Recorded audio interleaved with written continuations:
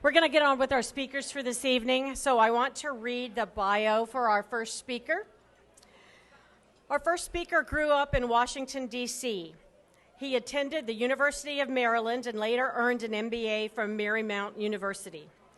During that time, he also joined the 29th Infantry Division of the Maryland Army National Guard and was honorably discharged.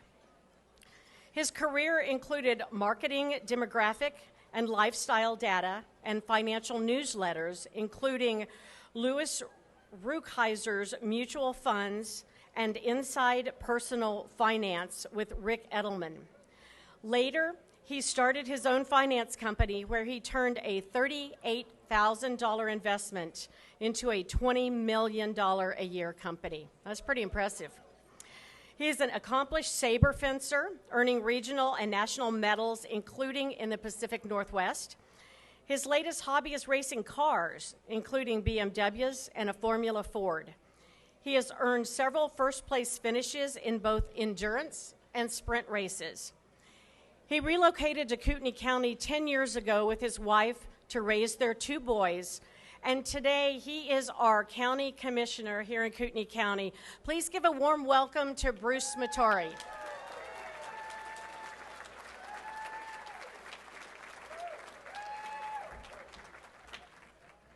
Thank you, David Lou. I really appreciate that introduction. Thank you so much.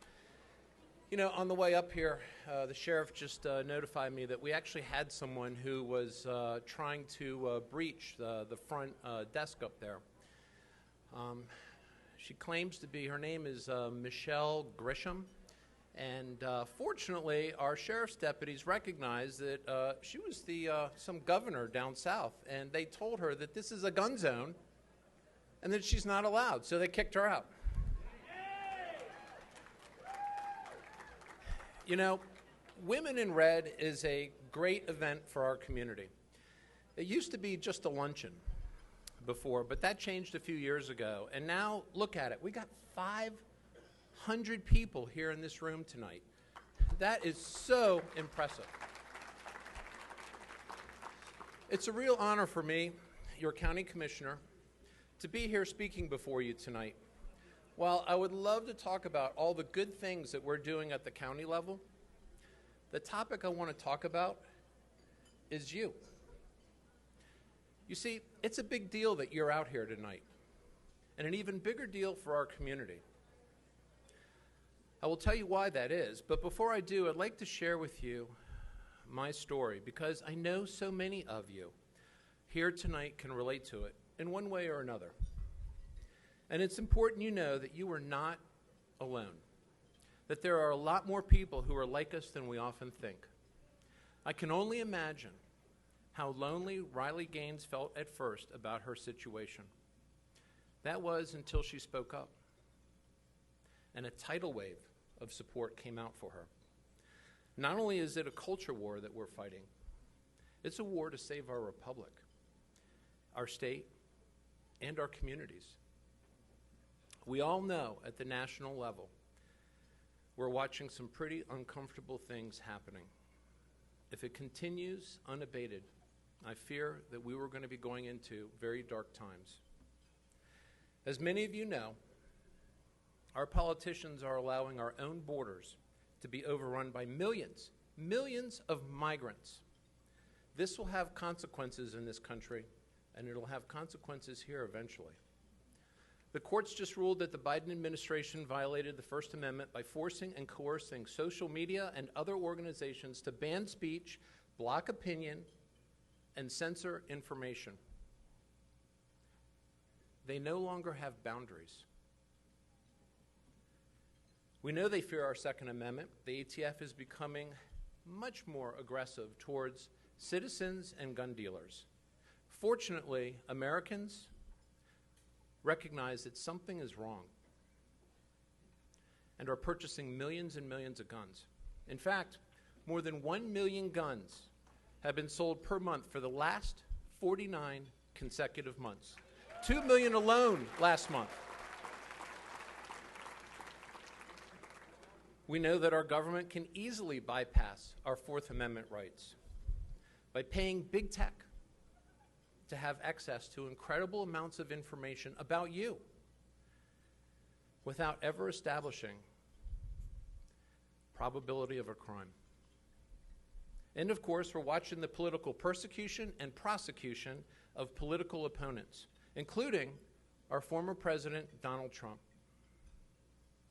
Even Jenna Ellis, an attorney in his administration, and who spoke here in 2019 at this Women in Red event during a luncheon, has been indicted on racketeering charges by what is arguably one of the most corrupt prosecutors in this country. It was Lavrenti Beria. Anyone know that name? Lavrenti Beria. He was the head of Joseph Stalin's secret police, and he famously said, "Show me the man, and I will show you the crime."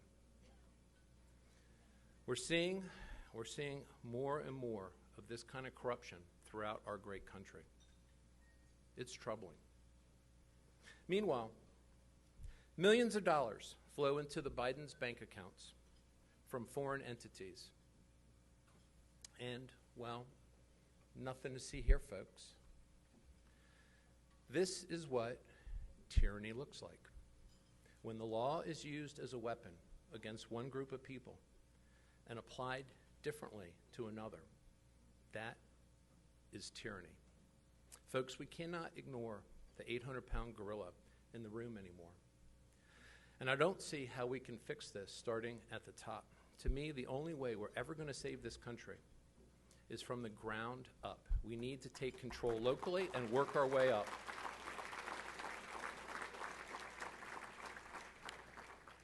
I never shared this story publicly before, but hey, let's do it tonight.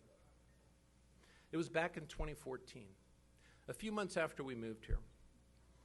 This was the very first political event I ever attended. Now, growing up in Washington, D.C., you would think I'm naturally political, but I really wasn't that much. But I saw what was happening in this country, and that's part of the reason I wanted to relocate to a much more conservative, much more gun-friendly part of the country. And so a dear friend of ours, Deb Vernon, who's in the audience tonight with her husband, Jerry, invited my wife and I to hear the sheriff at that time speak. I was not impressed. He was bragging about the mission statement that his office created. And nowhere in that mission statement did it mention protecting citizens' rights. It truly bothered me at that time. So in 2019, while he was nearing the end of his last term, I researched the upcoming candidates. It became very clear to me that there was only one candidate who would be the right sheriff during these challenging times. I approached him toward the beginning of his campaign and offered to do everything I could to help get him over the finish line. And it was not an easy campaign. That person was Bob Norris.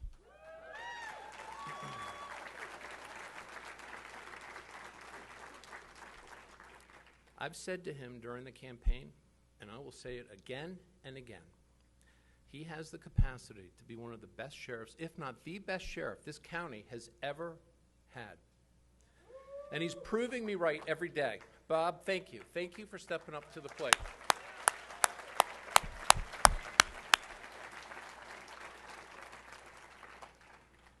Now, I have to be honest. He's not going to be the best sheriff because he does a fantastic job leading us in the Pledge of Allegiance. Although, if I were a judge, I would give you a 9.8 out of 10. Bob, just a little better. You'll get that 10.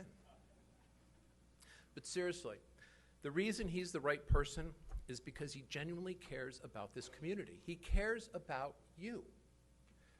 He cares about keeping the bad guy off the streets. And most important, he cares about protecting your rights, especially your gun rights. We need more people like him in office.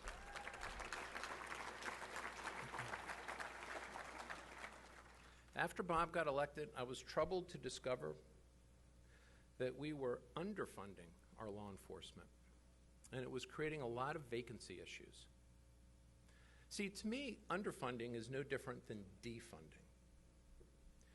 And so that's why I decided to run for county commissioner. And since then, I'm pleased to tell you that as your county commissioner, we have fixed that problem. And many high-performing deputies that we lost, people that we spent hundreds of thousands of dollars with your money to train, are now considering to come back. I think we just got one right back, too. You know? That's your money that the county loses on training. And so you may be asking how all of this ties into you tonight, being here. It's so simple. It all started for me by just attending a single Republican women event, which was that luncheon back in 2014. And so I'm asking you to not let it end here tonight, but rather make it the beginning. Make attending this Republican women event the beginning of your contributions toward an even better community. We can use so much more help. Please join us in the fight, please. Along with Republican women, there's another group in particular you should know about and who make a big difference in this community. It's our local Republican Central Committee. This is the official party in Kootenai County. Few people realize that it's comprised of precinct captains who are elected by you, the people in this community.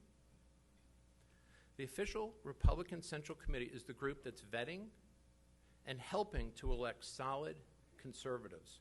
In fact, they are doing so well that other counties in Idaho and other states, Washington, California, are following their lead. So if you're not familiar with them or you're not involved, please consider getting involved with that group.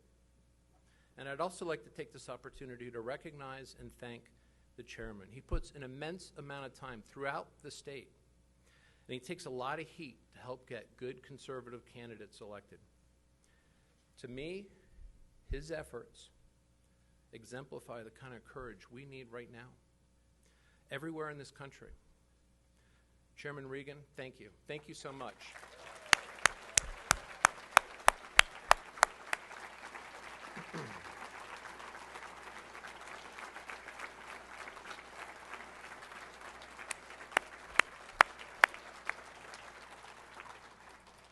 So I ask you to make this the first day of the rest of your life getting involved to preserve our community, our state, and our republic, if we can even save it. We must at least try. We must try or risk living the balance of our lives burdened with the guilt of knowing we could have done more. We could have done more when we had the chance, but didn't. So if you're not a member, please don't leave here tonight without joining Republican Women. On every table is a trifold brochure, okay? Pick that brochure up, and there's a QR code underneath a very handsome man. Scan that code, okay? And join right now. Do it now. Do it now while you're thinking about it. Republican Women is a great group to make new friends, hang out with like-minded people, stay informed, get to know your local elected officials. And by the way, and this will affect about half of you in the room here, it's also open to the guys. I attend. So join Republican Women tonight and let it be one of the many investments you make in your community. From this day forward, if we do it right, if we do this right, we can fulfill our legacy and end this story with happily ever after for our kids and our grandkids. Thank you. Thank you so much for coming out tonight, and enjoy the rest of the evening. Thank you.